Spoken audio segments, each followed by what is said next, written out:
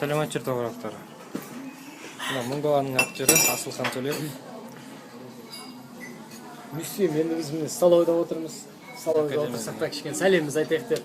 Мен Жәнібекті қатты сыйлаймын. Өйткені мен Жәнібек келмей тұрып та Торғай қаласы жайлы көп естіген болатын. Өйткені мен ағам Торғайда болатын. Ол кісі марқұм болды, бірақ бізде мына мың бала фильмінде сонда Торғайдан Алтауы келді, ойылдан 12 келдік дейтінше жүрегіме жақсы сетіп, өйткені мен өзім ойылда тұрмын. Ал Торғай дегенде маған жақын болып қалды. Сондықтан Торғайлықтарға жалынды сәлем. Келе жатқан жаңа жылдарыңызға шын жүректен құттықтаймын. Аман болыңыздар, бірге болайық.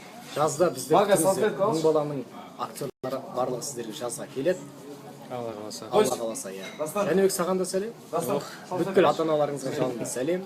Жаңа жыл құтты болсын.